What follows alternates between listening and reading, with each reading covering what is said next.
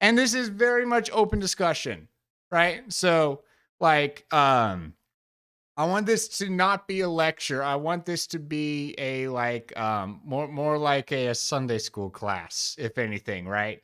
So, I just, I honestly, y'all can feel free to lurk, of course. Like lurkers are always welcome, but also I heavily encourage y'all to ask questions. I heavily encourage y'all if you have thoughts that or like either for or against, absolutely voice them. Like, do not feel like because this is a Christian channel and we're talking about Christian things that you can't talk about non about like the other sides of stuff, right? Like, no, I want it would very much benefit everyone if you share like other opinions and thoughts outside of Christianity too, right? Because we want to like if Christianity is true, then you know we need to compare that against everything else, right? Because like there's a one truth that's how truth works, right? Truth is not subjective. There's literally like all these different religions don't match up with each other. They can't all be true at the same time. They simply aren't compatible with one another. They believe very different things about one another. Someone is right and the others are wrong. Now, which one is that? You guys can tell what I personally believe, but I know that y'all may not be in the same boat on that, and I do not want to be like, how do I word this? I don't want to this to be a shove down the throat thing. That is the last thing I want to do. I want this to be discussion based. I want this to be fun, and I want this to be like us thinking critically, putting our minds on this, right? That kind of thing. But yeah, that's what's up. That is the what's up. Alrighty. And of course. Oh, oh, hello? Why is it like trimmed in half? Hold on. Where? PowerPoint? Um, whoop. You dupe? There we go. There it is. Yay! My Bible book report! I hope everyone gets that reference. If you don't get that reference, Brian David Gilbert. Okay. So we're just I have not had a lot of time on my hands, so I haven't gotten to practice. I haven't gotten to practice any of this. I have stuff written out, but like I said, I did want this to also be discussion based. So, there's going to be a lot of just figuring things out as we go. But like I have, I have an outline, I have a plan. But like I said, discussion. So, without further ado, we're gonna drink some not Mountain Dew. This is Ale 8 orange cream soda. Ale 8's orange cream soda. Honestly, I don't think I've had any other orange cream sodas. Now that I think about it, I think this is the have I? I might have at some point. But this is like the orange cream soda. And they only make it during the summer. I'm really sad that they only make it during but this is RIP to summer, man. It's getting cold out there all of a sudden, y'all. Mm. Oh, my plants, they be dying. And I don't like it. Like I came back from work this morning or afternoon, evening, whatever. When I came home from work because I worked in the office today, um, I saw like so I have these little vines that come off of my flower box that had just like withered and shrunken up. And oh my goodness. I I'm not sure if I'm going to keep like if I'm going to like fight for them and like try to keep them alive longer because like it's just that time of year. So, yeah. Anyways, I love how I said without further ado and then straight into further adoing. Let's actually do instead of the do. Anyways, so I'll do. I do want to start off with a little bit of prayer, simply because I for for my own sake as well as y'all's. Anyways, God, thank you so much for this opportunity for this amazing Twitch channel and community that you have given me, and I pray, oh God, that you use this to bless them. I pray that you use this bless me likewise. Oh God, it's just good to be reminded of these truths, and I pray, oh God, for your hand in this. May the words that I say guide me with the right words that I should say. Help me to say the right things, and not and not accidentally speak any heresies, that kind of thing. Oh, Father, thank you so much, and I know that you will be with me. I know that your Spirit is in. Please comfort me. In your precious and mighty name that we pray, Jesus. Okay. All right. So, what is the Bible? So, I believe that the Bible is infallible, meaning that it does not have any error within it, and that is completely that it is authored by God. But, well, it is authored by God, and I should say not but and is authored by God and those that God used to write it. You have to remember that the different books of the Bible were written to specific people with specific purposes. The first 5 books of the Bible, which those that practice Judaism call the Torah, those first 5 books were written to the Jews that were coming out of the exile, the ones that were roaming around for 40 years in the desert, led by Moses. So, yo, you are here, Catherine. What's up, bird, my friend? Hello. How are you doing? Hello, good to see you here. Yeah. You fell asleep. You're so sorry. No, we're just starting. We're just starting. You literally got here just as I started. You're on point.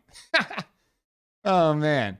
But yeah. So but yeah. Yes, on point. All right. So you have so many different books in the Bible. I'm going to first start with the Old Testament, which is lots of Jewish literature written to the Jews, for the Jews by the Jews, and so that's kind of the context that we're looking at here, right?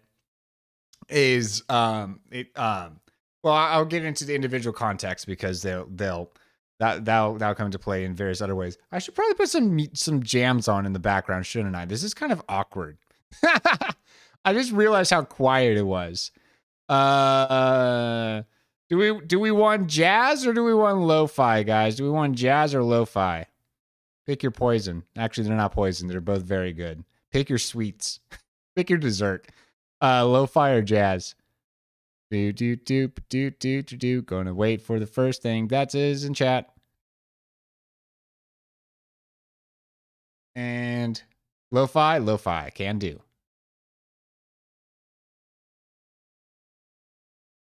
And load, please.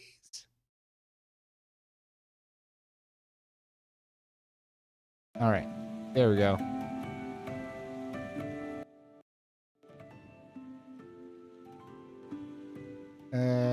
That looks good. Where's my volume? There we go. Beautiful. Alrighty. Let me know if that's too loud, etc. Okay. So, in the beginning, God creates everything. I'm sure you've heard that one before. Now, when God creates everything, everything is nice and perfect. And this is where we start off with Adam.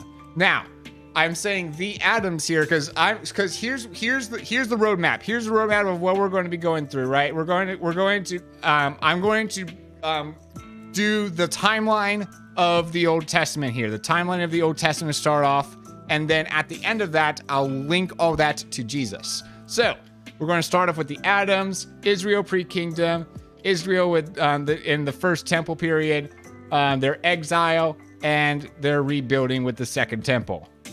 So, we're going to start off with the Adams. So, we're going to start off with Adam himself. Created on the first day, he is, and he and Eve are to exercise dominion and rule over the entire earth. Been given to them with only one stipulation: don't you dare eat of this one tree. So, what do? They end up eating of that one tree. As a result of them eating of that tree, they bring humanity itself down a whole different direction, and causes sin to come into this world. All of the like hurt, all of the bad things that you see in this world are a result of the curse that came about. So now we have deviated from God's design. They end up being exiled out of the garden. So we have our themes already being set up. A theme of exile, a theme of new humanity, a theme of I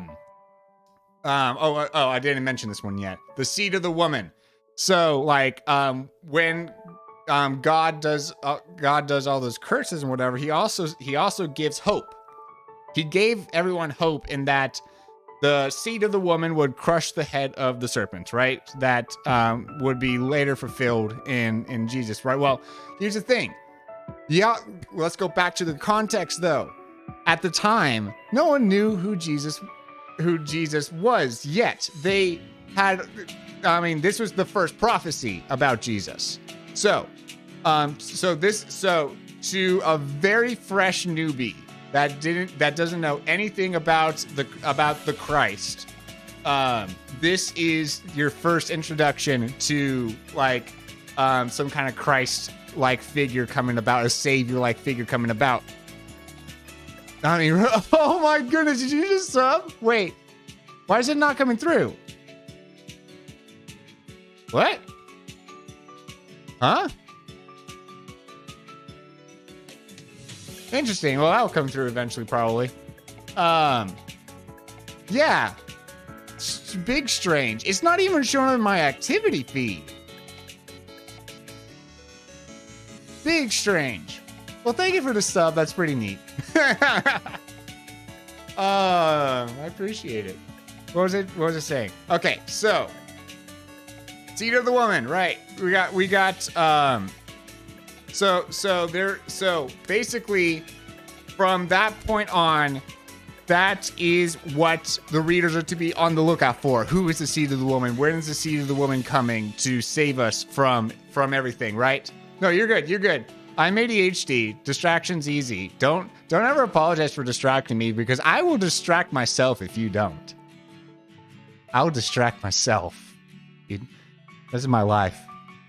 Hey, there it is. Now it came through with the Prime sub too. Oh, you used your Prime on me. Oh, that's awesome. Yay. How neat is that? Am I lagging? Oh no, I seem to be a little bit. What?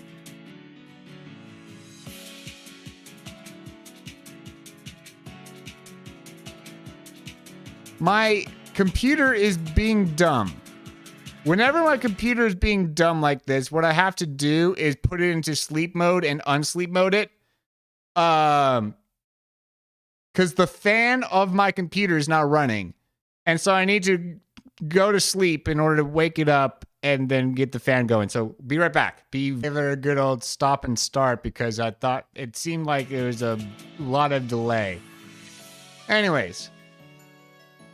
All right. Cool. Yeah.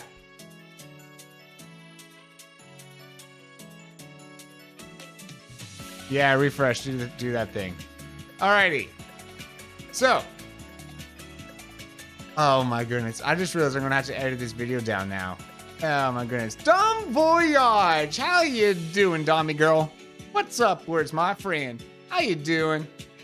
Alright, so yeah. So, seed of the woman. That is what we are looking for, right? That is what the readers are now going to be looking for, is like, who's the seed of the woman? When, like, who that's going to, you know, like, bring the demise of the serpent and, you know, like, bring blessing and all that stuff, right? So, that's what we're looking for. Now, humanity gets pretty darn messed up. And to the point where God's like, hey, we're going to stop. We're going to stop existence for a hot minute. Well, we're going to wipe out a lot of y'all here, right? In judgment over just the sheer horribleness that humanity has become, and frankly, the world in general. Listen, it was bad. Y'all can read into Genesis to learn furthermore. But the point is, for how atrocious and sinful humanity had gotten, how bad enough to need to just start afresh. And so yeah. It was like God needed to do like turn it off and back on again with humanity real quick, which is the worst way. That is probably not a great way to put that, but also you get my point. So ends up wiping everyone out in the flood. Afterwards, promises that we'll never do the whole flood thing again. Not out of regret. Let me note, God is not capable of regret. Yeah. So God like promises that because, like, here's the thing. I mean, He is going to come back and judge the earth again. Except this next time it'll be with fire instead of water. So, yeah. Anyways, we'll get to that later. The Adams, right? So we've got Adam number 2, Noah. He is supposed to represent another new humanity here. You know, everyone is being like this new humanity coming out of him, right? So seed of the woman stuff, right? We're talking about descendants, and here, like, you know, this is descendants kind of being reset, because seed, it's supposed to, like, what that means is descendants of, yeah, that was fat. Oh no, I didn't think about that joke, but you're kind of right. Wait, that means we're all part of the Addams family. Oh no. Jeez. But yes, so Noah is another Adam figure, and this Adam figure also fails. Yay! Boo. So this Adam figure also ends up failing, and they, you know, falling into like drunkenness and just, yeah. He's no better. He's no better than Adam. He is no better than Adam. And so, you know, thankfully God doesn't just curse us further. In fact, actually, well, what does he do? He does do some like new blessings around that time. He actually blesses them because he gives them I think that's I believe when God put the like fear of man into animals. I think. Praise the Lord for no more curses, honestly. Yeah. But God does start a covenant with Noah. And in that covenant, like that's where we get the death penalty from, because yeah, that's one of the things of why God wiped out the earth, is because murder. And so God was like, hey, please don't murder. And in order to make sure that people don't want to murder, let's make sure that the punishment is severe enough. Right? So like, because the death penalty, we're not going to get into politics here, but it does deter people.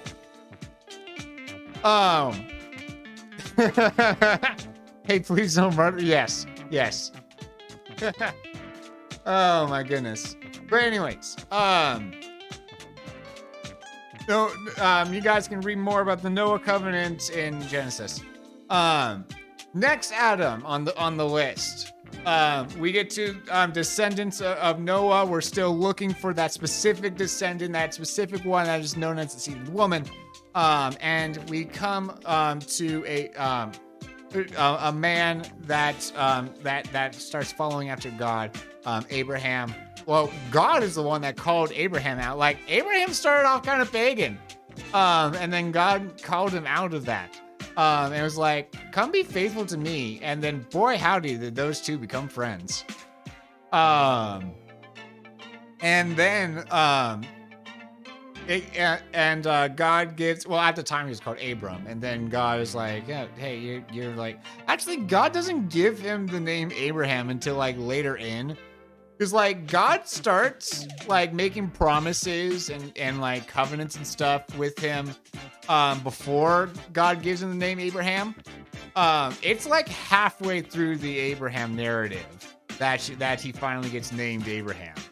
After many times of Abraham just not trusting God. It's kind of wacky how much Abraham sees all the cool things that God's doing and then still doesn't trust him in various specific circumstances and ends up repeating some of his own mistakes. And so eventually God's like, no. You listen, you're not just you're Abraham. You're going to be the father of nations. All right. And it's, you don't need to be doing all this stupid nonsense that you'd be doing here. All right.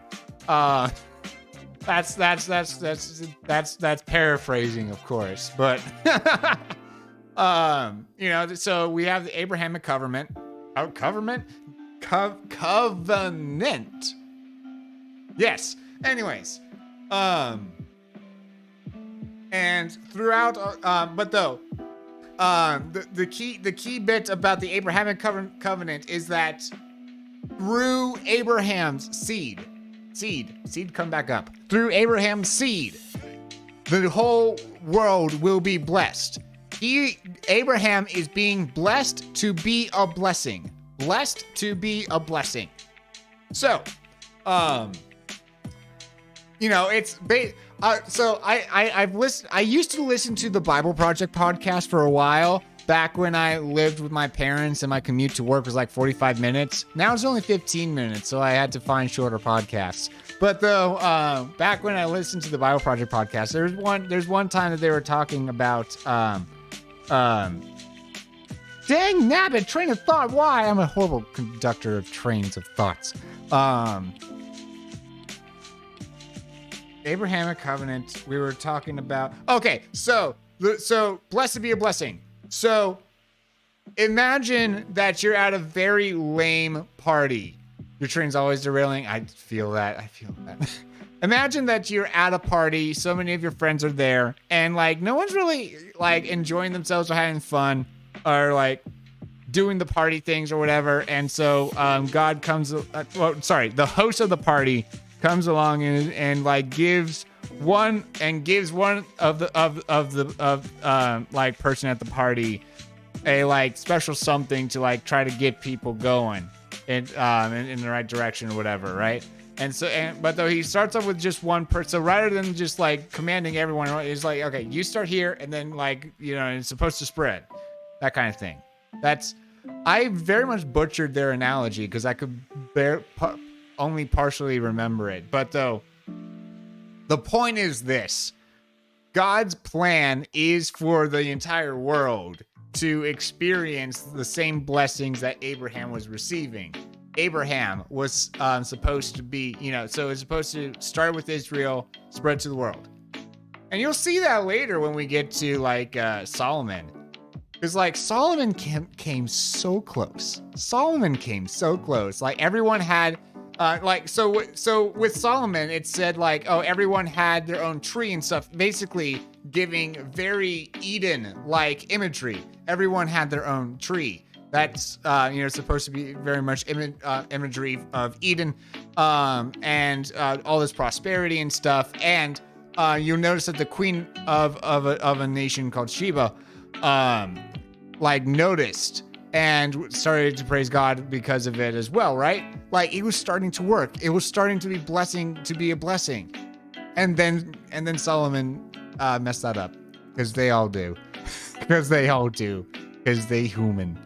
Oh my goodness. Yeah, the Bible makes it very clear that all these different people are not very perfect. So like not even David. Like, oh my goodness, so many of them not very perfect. Fluffy Freddy! The Fluffy Freddy! What's up with my friend? It's so great to see you in here today. How are you doing, my friend? What's up? Hello. If I know, you can't hide from me. You can't hide from me. Oh, I saw you little floofy ears poking up. Hello, I noticed. Senpai has noticed you. I don't know, that's just where my mind went. All right, so yes, so we have all these different themes set up, new humanities, and so far things have not really worked out. Yes, Captain. Exactly. So that brings us to the next part of the Bible timeline, where we so Israel, right? So Abraham gave birth to Isaac, who gave birth to Jacob, who got renamed to Israel, and then we start with, so he's nation. So those are our three patriarchs. Yeah. Anyways, so when Israel first was a thing, boy howdy was it barely a thing.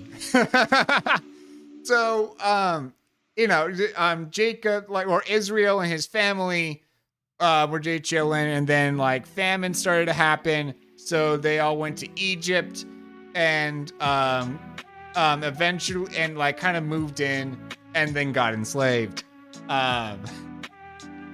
That's when Moses comes along. God meets with Moses and tells him, hey, bring the people out. We're going back home. You guys got a homeland, and I'm bringing you back to it. I'm gonna be with you and stuff. So Moses is like, oh no, but I have speech problems, and I cannot do. Oh noes. And then God's like, but you have Aaron. He was actually bellowing when he was saying hello to. Oh no. Oh Lord. Okay, what was I saying? Okay, yes, So Moses is bringing all the people out, and after Pharaoh refuses to let them go and pays the penalty, and we actually get another like. I've mentioned this in a Bible Nerd Out before, how the flood and and like the water separating at creation and the water separating at the Red Sea are very much linked and have some very baptism-like imagery there. But yeah, so this is supposed to be the start of another new humanity, right? So it's another creation. And this is evident by the whole parting of the waters, because that in Genesis 1, the waters were parted. No, for Noah, the waters unparted. the unparted heart. And then again. And here the waters are parting for Israel to go through. And what's getting wet is the Egyptians. They got whooped on by God and in the waters. Yeah. So yeah, that's kind of like here's another new humanity. This nation Israel coming out of Egypt, coming out of the Red Sea on dry land in order to be this new humanity. And what do? They immediately so God speaks to them out loud. This is this is the only recorded time that God spoke physically out loud, as opposed to just mentally to someone. So God physically spoke out loud, and nature just freaked out simply from his voice. There's the earthquakes, lightning everywhere. Nature was just as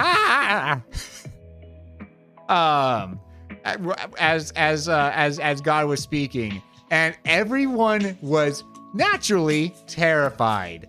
And so the nation of Israel went to Moses and was like, please don't let God speak again. Please just be his voice piece. And so fun story. There's one time that I was at this 24-hour prayer thing where we were taking shifts, and we were just having this nonstop prayer for 24 hours. We were just taking shifts, trading out. And a couple of us were there in the middle of the night, and we were each reading through different scriptures and just kind of praying out of the scriptures and whatever. And one of my friends read that thing about because that saw that was why God doesn't speak to us physically. It's because Israel couldn't stand it and asked God to never do that again. And he out loud, just I want you to know that it was very quiet. We had some tranquil music going, and you just hear him go,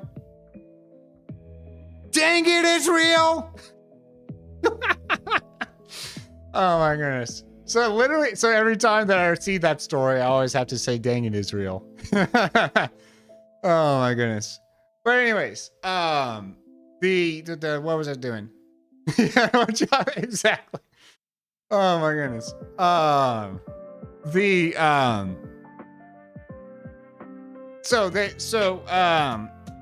So God decides, okay, I'm only going to use prophets to speak to you guys from now on. Cool. Yeah, exactly.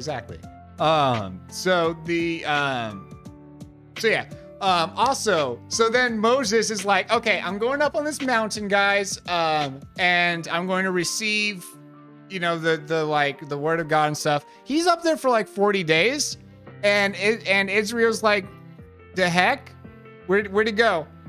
Aaron is still down there, by the way. Moses is basically right-hand man and I believe brother? Yeah. Relative. Some kind of relative. I think brother. And for some reason thinks it's a great idea to make a golden calf idol thing and be like, this is the God that rescued you from the Egyptians. What? Huh? No? False? What? No. But anyways,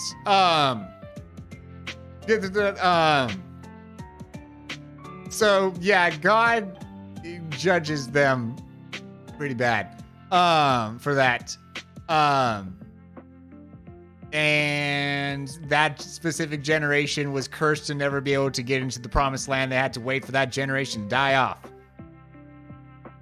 So they spent from those 40 days, right? So there's 40 days that Moses was up on the mountain, and now for 40 years, they weren't allowed to go into the promised land. Woo.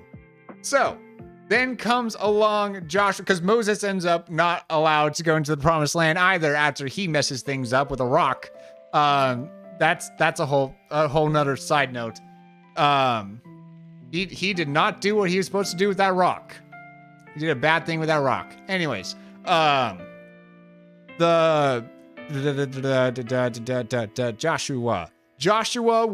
Joshua's next. All right, Joshua is basically Moses's successor. That was a tongue twister for some reason. Moses' successor. That was less of a tongue twister that time. I don't know why. Anyways,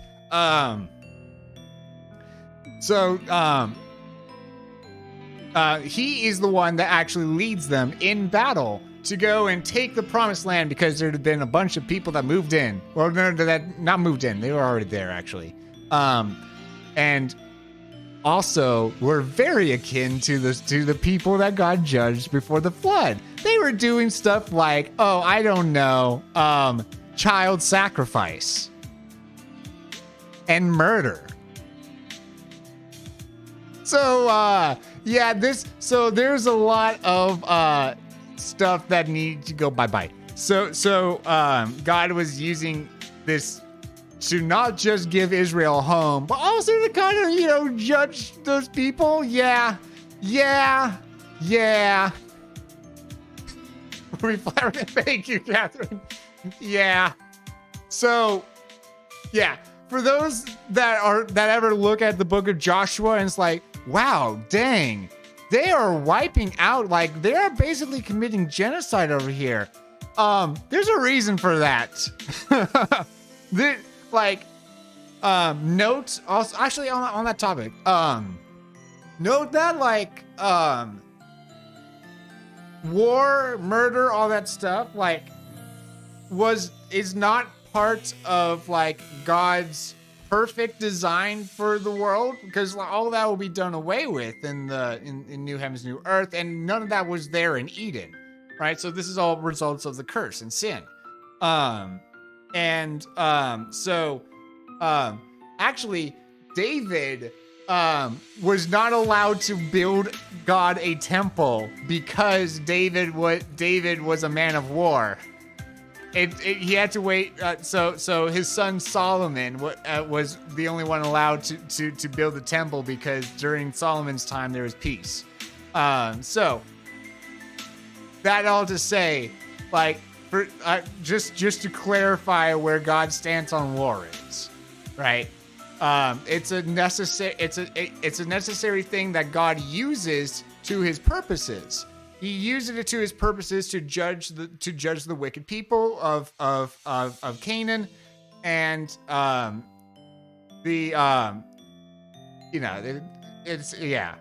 essentially. All right, so moving on. I feel like there's so many times that I'm going to get myself down all these different rabbit holes and side notes. Oh my goodness. I need to start picking up the pace a little bit here. So, after Joshua, there's not really a particular assigned leader that the torch is passed on to per se. Kind of. There's elders from each of the tribes. Really what ends up happening is you got these judges figures. Oh boy, the book of Judges is not for kids. Oh my goodness, the book of Judges gets messed up, especially at the end.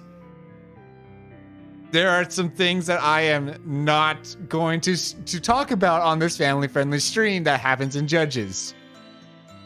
Oh boy. This is generally interesting. I'm glad you're finding it interesting. Heck yeah. So the thank you. Judges is very intense. Yes. Oh my goodness, especially that last chapter. Or a couple chapters. I think it's like 2 or 3 chapters. Anyways,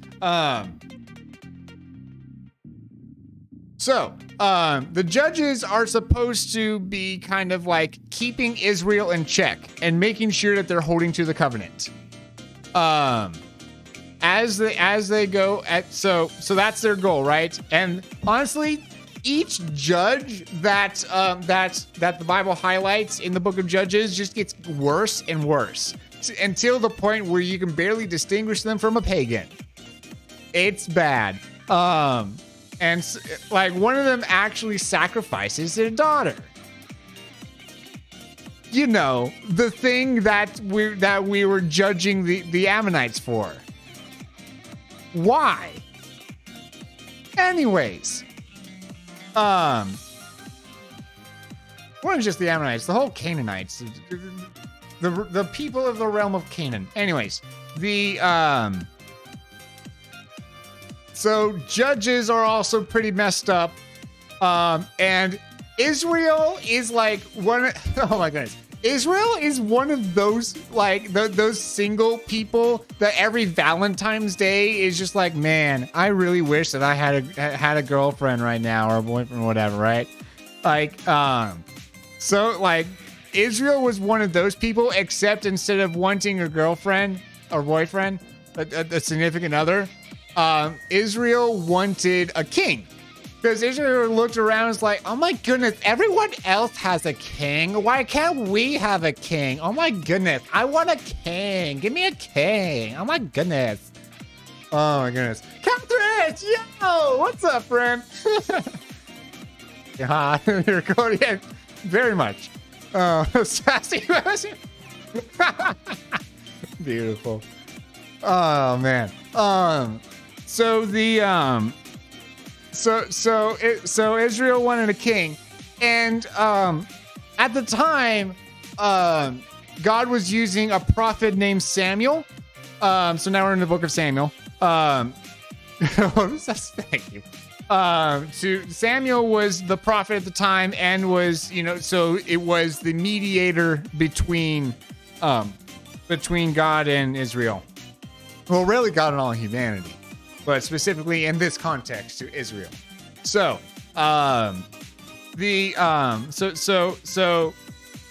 Samuel comes up to everyone and is like, but y'all, God is your king. God is supposed to be your king. Why do you want human king? Humans aren't humans. They aren't perfect like God is. Why do you want this? Why are you like this? Why? Why are you running?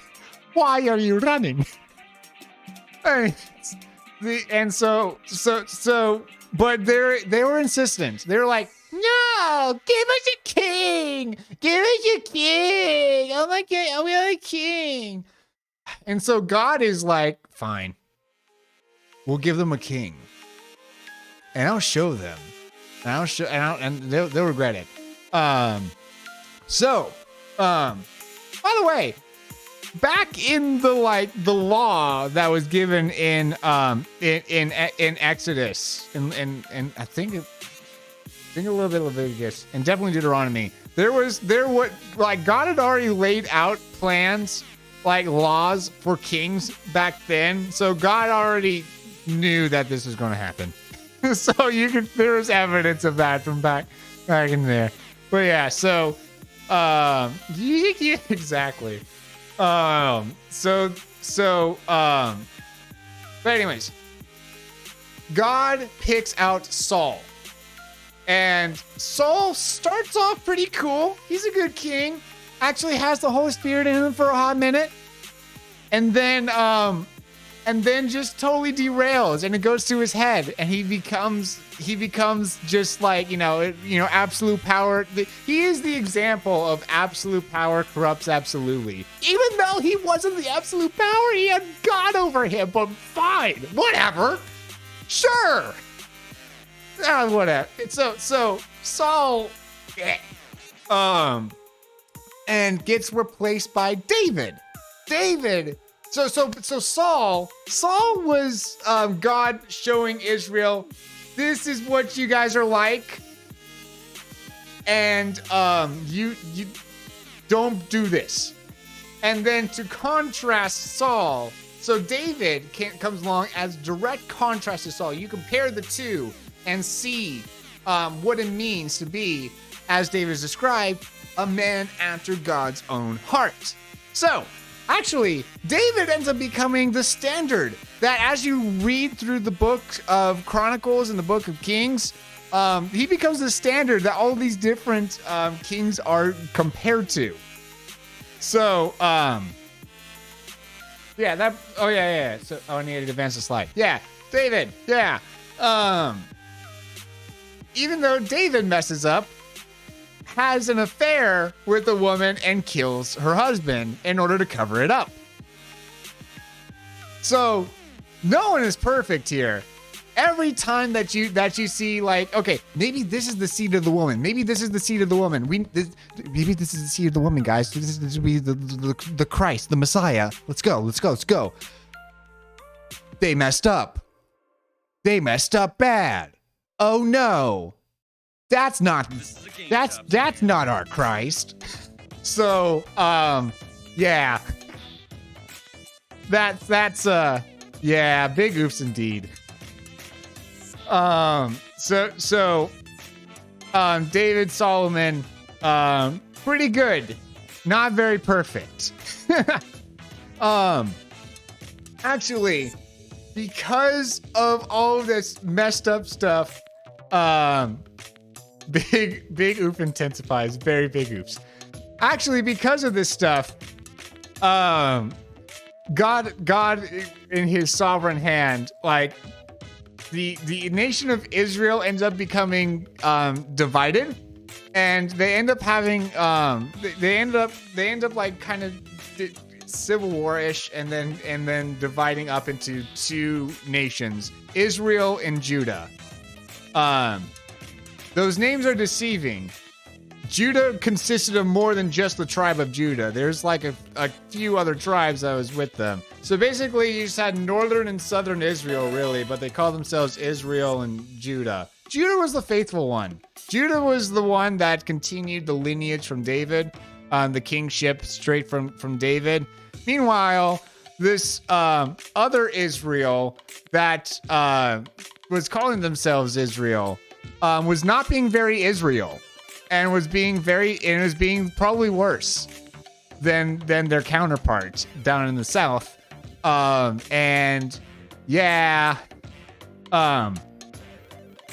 So eventually God uses Babylon and Assyria and these big nations to come and just like wipe them out and bring them into exile. Yeah. So this is very much akin, so much akin, like blatantly akin to when God kicked them out of Eden. Once again, they were in a promised land where they were going to experience God's blessing and all that stuff. And then God kicks them out of said promised land, right? So this is another, hey, you guys messed up and got kicked out of Eden again. Good job. Oh man. So they end up being kicked out of their homeland, and for like oh my goodness, what was the period? Was it 400 years? It was a good amount of years. It was a while. But though man, I'm gonna have to look that up later. I forget the exact period of time that they were in exile for. But, yo, 13th! What's up? What's up, my homie? How you doing today? Hello? Good to have you here. Exile nonetheless. So, when God eventually brings them back, oh, you're a bit down? Oh, no. Well, I hope I can supply enough love and friendship to like at least hope, but honestly, love you, dude.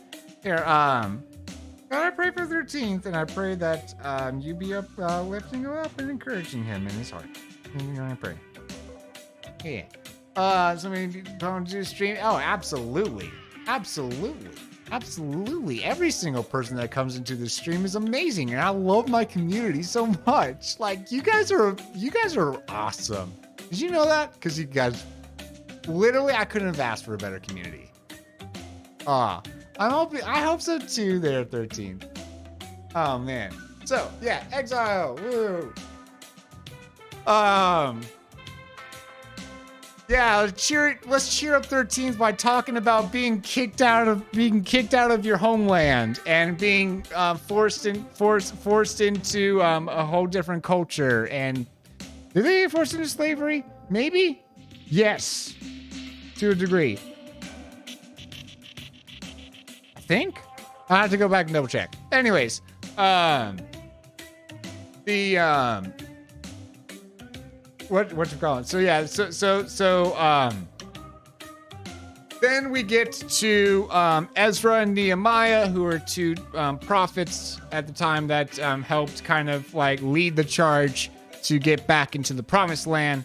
Nehemiah especially here, because Nehemiah was the one that was rebuilding the walls. I think Nehemiah was the one that was rebuilding the walls, and subsequently the temple, and so that's when we get into the next period. Yeah, rebuilding. Woo.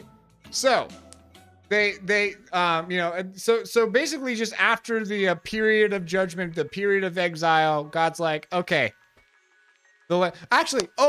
So the way that, you know how God determined how long they should be kicked out for was how many Sabbaths they had missed, because they forgot about the Sabbaths along the way, and because of how unfaithful they'd gotten. It's just like, so God was literally like, hey, because you guys wouldn't take your prescribed rest, I'm gonna let the land rest. So yeah, after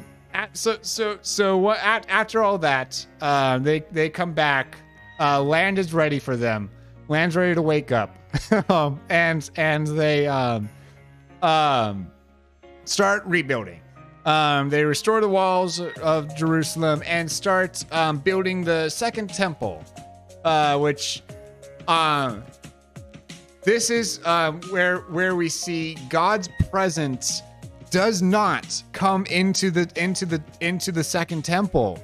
Because in the first temple, God's presence was manifest in the back room that you were like this big massive back chamber. Oh, actually, so really cool stuff here. No. I was about to pull up like these really cool 3D images that my Bible software that I use, Logos, gives me, but I need to be focused. All right. Anyways, Logos, sponsor me. Anyways, whatchamacallit? So God's presence does not come. That's a theme that I forgot to mention actually, is God's presence. That God's presence and temples are a big theme. That you see repeated throughout the Old Testament. And here, God does not show up in the temple and then just gets radio silent for a good long time. No new prophetic words, no new like prophecies with authority to where, we have new books of the Bible, right? So like there, like in the books of the Bible, there's like a big old time skip. After like from the second temple being built to Jesus. So like but though God has still left them like at that point, the Old Testament, right? And so God has the promise given to them, hope in their hands that there will be a Christ, the seed of the woman, who will crush the head of the serpent and deliver them, right? So Israel has this hope to hold on to. And they were holding on to that hope when Rome kind of took them over and they were now under Rome's rule. They were still in their homeland, but they weren't in charge anymore. Rome was.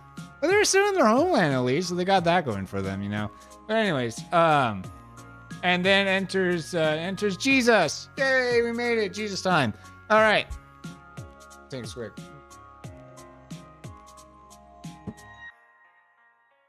Questions about the Old Testament stuff before I jump into Jesus stuff.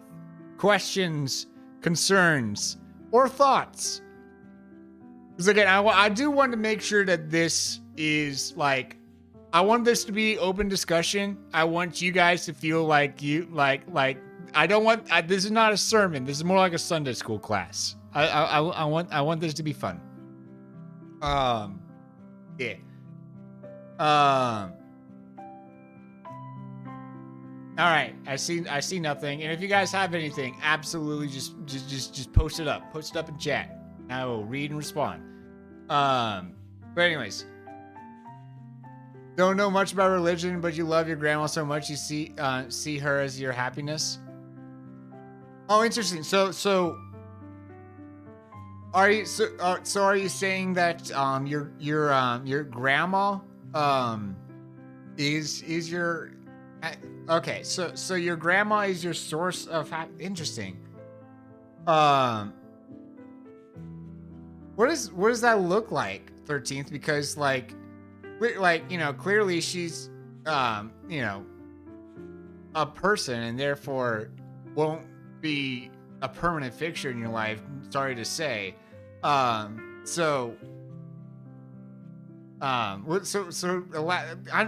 curious as to what you mean by that. Oh, you have so many questions to ask as you are new to the Bible. Well, this is the place for you. Seriously, if you have any questions, doesn't matter how off topic or stupid it is, or stupid that you think it is, I should say. Ask away. Seriously. I want to make sure that you guys come away with a good, clear understanding of stuff, and I want to make sure that you guys are just as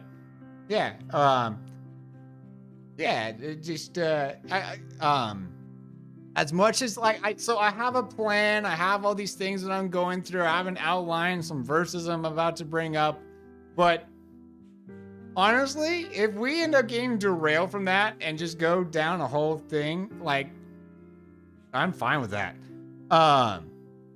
Your grandma taught you how to behave with other people to be a good person. Okay, and always respect the other. Yo, Linker with the follow, pressing that friendship button. Thank you so much. I appreciate that, friend. Wowzers. Thank you. Oh, your grandma taught you how you should behave with other people to be a good person and respect the others. Oh, that's very nice. Oh, I appreciate that your grandma did that for you. That is nice. That is nice. But yeah, interesting. I mean, you can go off of that and it's interesting because not to be that guy, but I had a thought that I want to present to you. There is like, how do you define good? Because sorry, just thinking of your grandma when you feel down. Oh, that's fine. That's fine. That's honestly kind of precious in its own little way. God bless me. Oh, thank you. Felipe asking the whole how God knows about if you miss the event. What is the event about? Miss the event. God knows about if you miss the event. I'm not sure what you're referring to by event there. Miss the event. I've not heard that phrase before. Yeah, I've not heard that one before. During the exile part.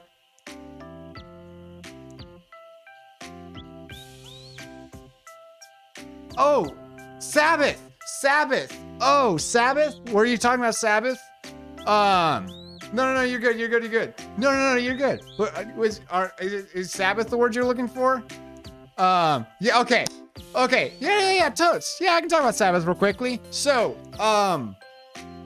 when God created everything, he did it in 6 calendar days. Obviously, God is all powerful and could have just snapped his fingers. Everything just existed all at once.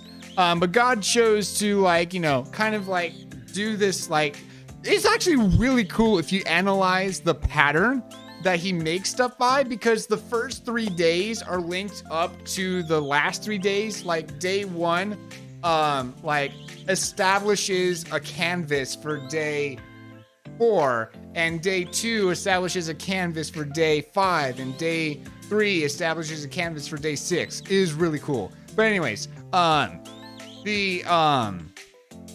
the day 7 comes along, and after God creates everything, he rests. God doesn't need to rest. We have no idea what it means by God rested, because like how God can't stop being God. So we're not quite sure what that practically looked like, but it says that God rested on the 7th day. And he did this as an example. Humanity needs rest. You guys have heard so much about people getting burnt out because they don't do that.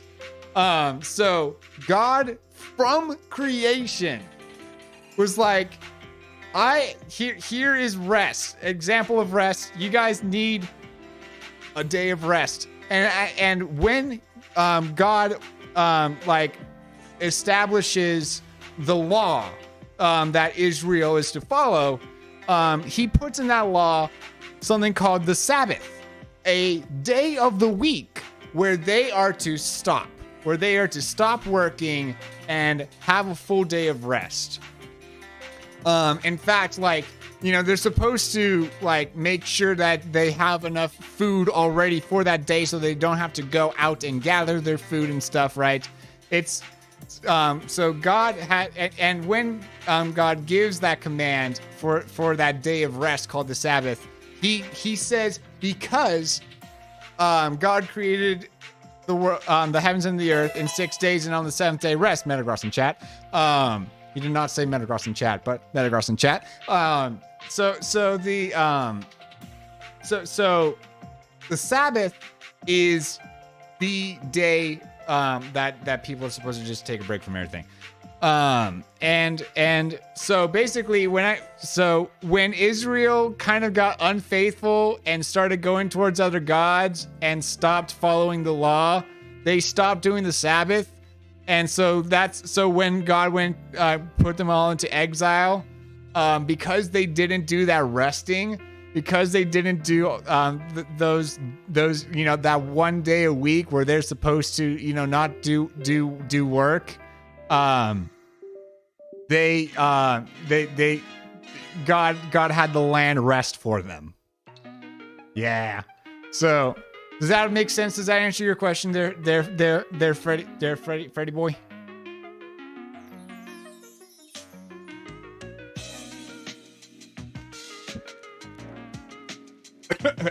Oh my goodness, I almost went down the wrong pipe.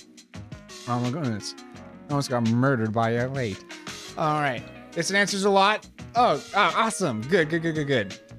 Yeah, no problem. And again, any other questions, absolutely just toss them out. So we come on to the scene where Rome is in charge of Israel at the time. Everyone is waiting for a king. They in their own little kind of like selfish lens of their own selfish perspective that they're seeing things out of.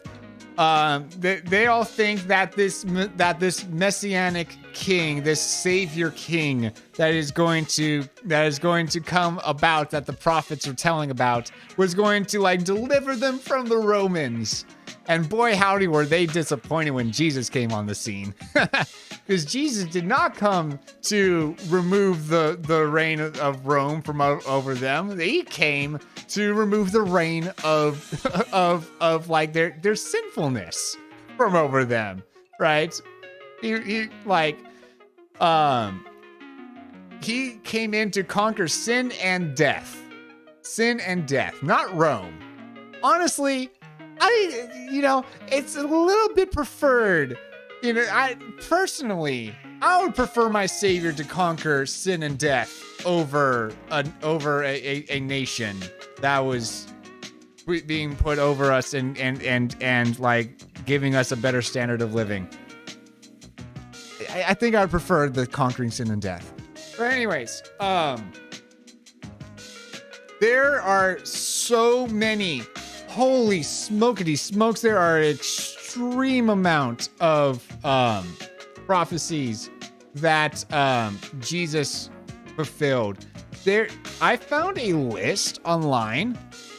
Y'all, this is a list. I'm gonna link it there, and let me open it up for you guys and show you guys on the Stremo.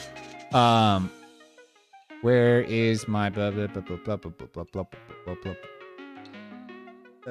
desktop? Why is it showing that desktop? That's not the right desktop. Don't show that one. Where? Oh, look at. Anyways, there we go. Yeah, there's at least 351 Old Testament prophecies fulfilled in Jesus. So, seed of the woman, the first one, right? Blah, blah, blah. There's a lot. There's a lot. There's a lot. Presentation. There we go. So just to give off some examples, in Psalm 34:20, it's written, he protects all of his bones, not one of them is broken. Jesus never had a bone broken. It literally says that, like, before, because fun fact about when you are crucified and hung up on like a wooden cross, so here is, okay, this is about to get a little bit dicey and gory-ish. So cover the youngin's ears for just a moment here. The cause of death from a crucifix is not you bleeding out or starving, any of that. It is suffocation. Suffocation, lack of oxygen.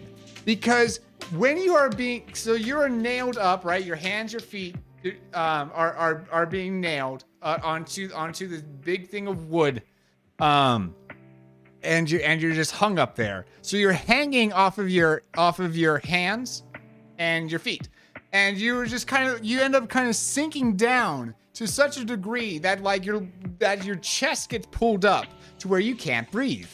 So in order to take a breath off of your nail-pierced feet, you have to lift yourself up in order to be able to take a gosh darn breath.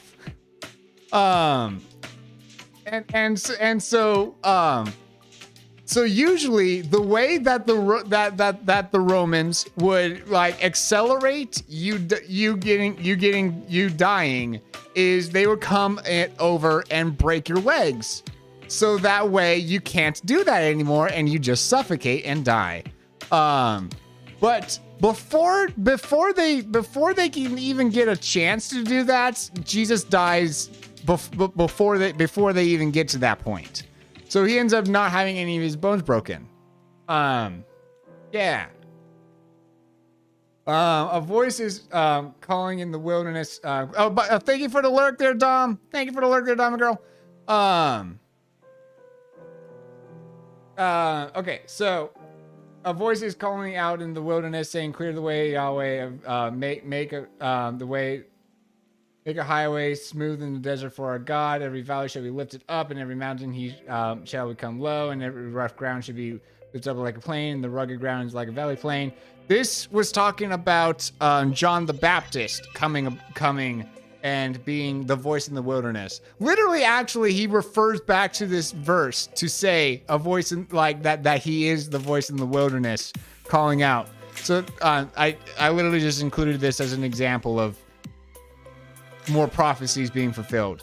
Like this literally happened. Yeah.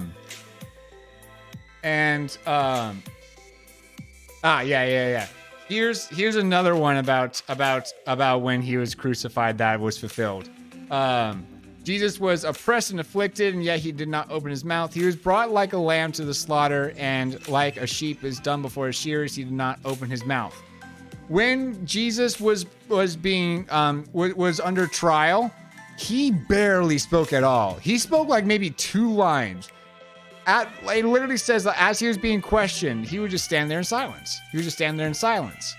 I think the only lines that he said was like after him being silent for so long. They're like, are you the king of the Jews? And he was like, you say so. And then they're like, oh yep, go crucify him. Yep. Anyways, so the so he still never. So even when he spoke, he didn't like give a defense for himself. Where'd my mouse just? Did my mouse just die? My mouse just okay. But yeah, but though also, Jesus is the sacrificial lamb, like the atonement for sins. So, death had to be conquered through the death of someone that was perfect. So like Jesus, because he was he was born of a virgin birth. So Mary's husband Joseph didn't actually do the thing in order for Jesus to be conceived. Jesus was conceived by the Holy Spirit. Joseph is still the father, just not biologically. So this is Son of God and Son of Man, fully God and fully man. That's who Jesus is, and he ends up being therefore the perfect sacrifice. God with us. Basically giving his life in place of us, right? So, court of law. Those who are tried and found guilty are put under punishment, period. God is the same way. You sin, you're going to go under punishment. And that punishment is a thing that we do call hell. So, to take our place, because we are guilty. None of us deserve to go to heaven, really. None, because no one's perfect. You can be a good person all you want. You're not perfect. And that is like, if we go back to like, seeing God's glory, back when he literally just all he did was project his voice in like IRL, and all of nature freaked out. Right, that's the kind of God that you're going. That is like, the judge, right? I say that to say that he is this all-powerful, infinite, and perfect being. So, compared to an infinite, all-powerful, and perfect being, you're not very perfect. So, and God knew this. God so loved the world that he sent his only son. It was out of love that Jesus did come, like, and so many people look to Jesus as an example. Actually, Jesus commanded people to look at him as an example. He said that by this all people will know that you're my disciples, that you have love for one another in the way that I have loved you. So you are to love one another. So, God's perfect judgment and perfect love on display. Big old twofer. Let's go. Anyways, so that's who Jesus is. Now, I'm going to spend the rest of this time. We're going to link things back. We're going to link things back to those other themes real quickly here, right? So, the theme of new humanity through a figurehead such as Adam. Jesus is the last Adam. Actually, it literally says wait, hold on. Yeah. So it literally says that. Oh my goodness, where's my mouse? Mouse. Yeah, there we go. So the Bible, in describing this, says it is and this is talking about the context that 1 Corinthians 15 is talking about here. So context is talking about when Jesus comes back a second in the future, still yet to happen. The second coming, and is to bring new heavens and new earth. That we will be given likewise new bodies. And so in new creation, new bodies. And so in talking about our earthly bodies, so the earthly bodies of today are the natural bodies in this context. So we're sown in natural bodies, and then we're going to be raised in a spiritual body. If there's a natural body, there's also always a spiritual body. So everyone has a soul. Thus is written, the first man, Adam, became a living soul. The last Adam became a life-giving spirit. The last Adam being Christ. But the spiritual is not the first, but the natural, then the spiritual. Natural first and spiritual. The first man is from the earth and is made from the earth. The second man is from heaven, right? So Adam was from the earth, and then Jesus is from heaven, right? It's essentially birthed naturally through Mary, but though sent like because he's the son of God, because he's fully God, fully man. Anyways, it's really weird. It's really weird to comprehend how he was both fully man and fully God. It's really weird. But anyways, that doesn't mean it's not possible though. But anyways, the second man is, so Jesus from heaven. As for the one who is made from earth, so was the ones that are made from earth. And as the heavenly, so we also those who are heavenly. And just as we have been born of the image of the one who is made from earth, we will also bear the image of the heavenly. Because of this, So Jesus is making a new humanity altogether. There'll be a new heavens and new earth, and it'll be like we'll be transformed like a seed budding. You can read the rest of the First Corinthians for that, the rest of that analogy. But First Corinthians 15 specifically,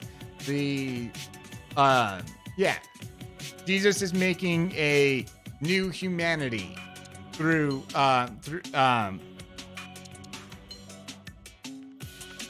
as if an Adam. As if the perfect Adam figure. Because of this, just as sin entered into the world through one man, and death through sin, so also death spread to all people because all sinned. This is Romans 5, by the way. For until the law, sin was in the world, but sin was not charged to one's account when there is no law. But death reigned from Adam until Moses, even over those who did not sin, in the likeness of the transgression of Adam, who is the type of the one who is to come.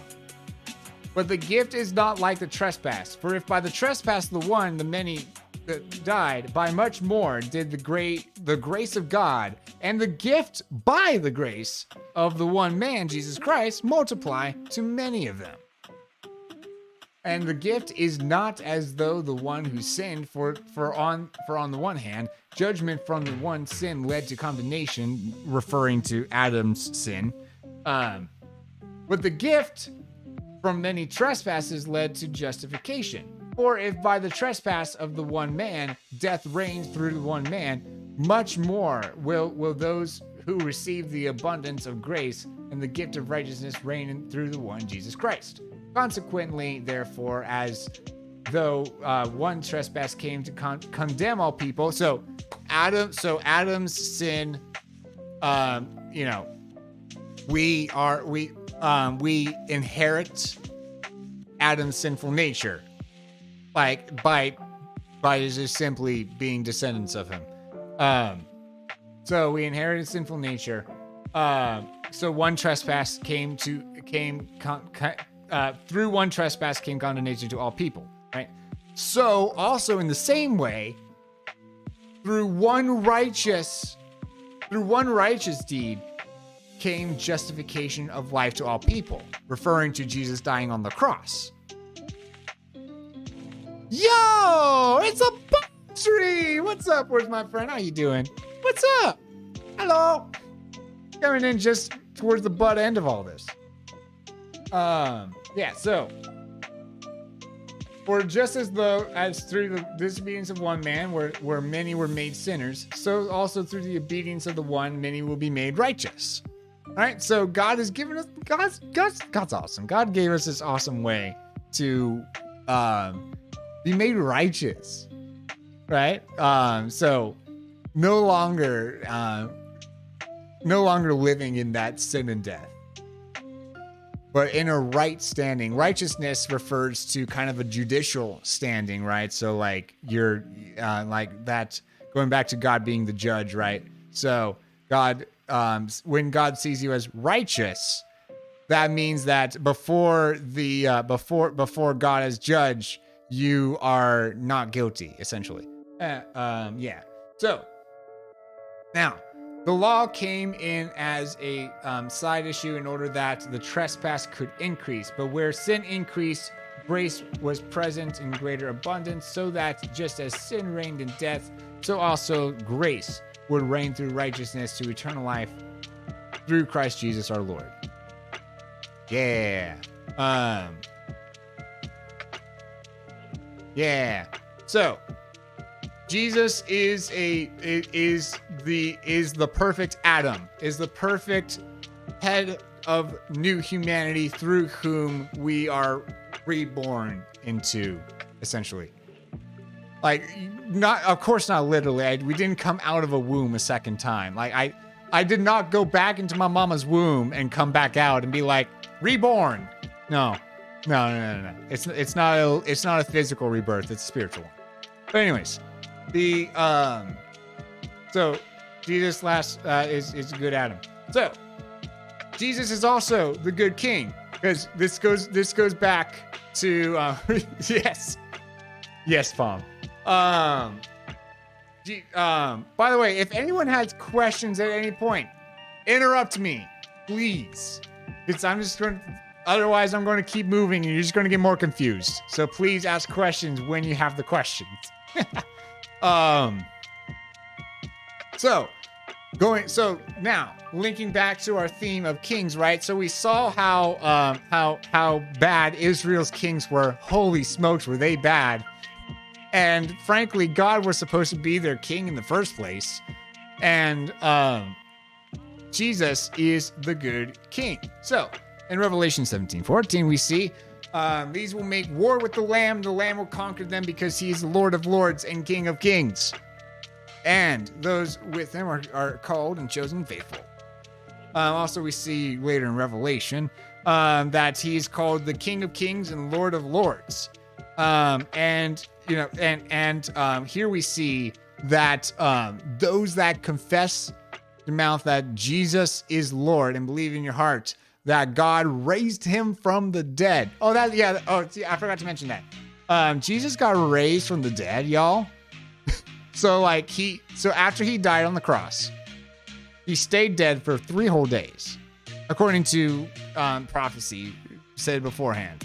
So he was going to, on the 3rd day, rise again. So on the 3rd day, he came back from the grave, and this proved that that the work done on the cross was validated.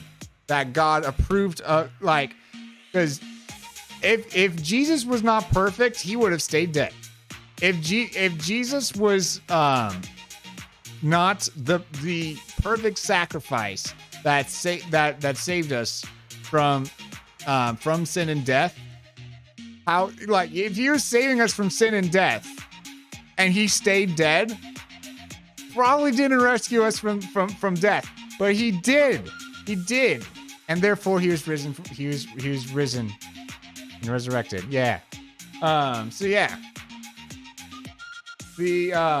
So God raised him from the dead and you'll be saved. There's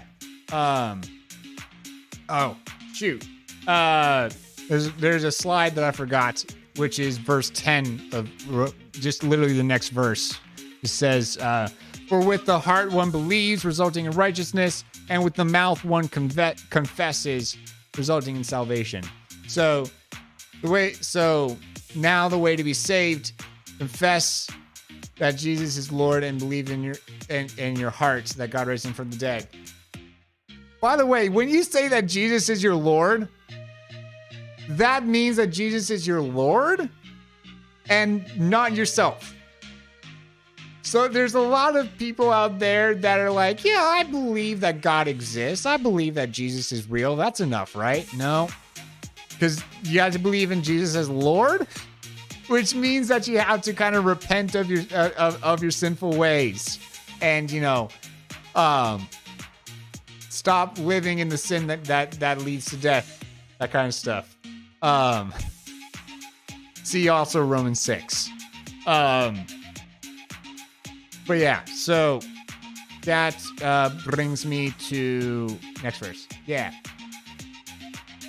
Therefore also God exalted him and graciously granted him the name above every name, so that at the name of Jesus every knee shall bow, and those in heaven and under the earth, and every tongue confess that Jesus Christ is the Lord, to the glory of God the Father. So what this one is saying is that Jesus is Lord, like, period.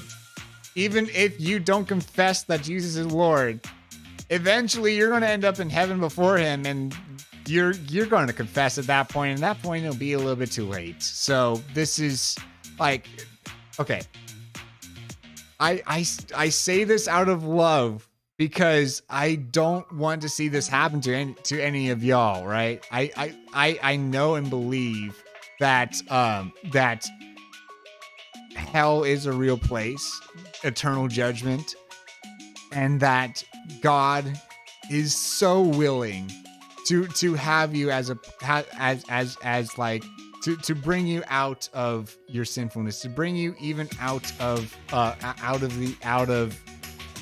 the exile of, going back to the theme of exile, right? Out of the exile from his perfect place, Eden, right? And therefore, like, yeah, it says that in Revelation 3, behold, I stand at the door and knock. To anyone who opens the door and receives me, I will dine with him and he with me. I leave that there as I'll come back to that thought. I will come back to that thought, actually. So, because as God brings us out of exile,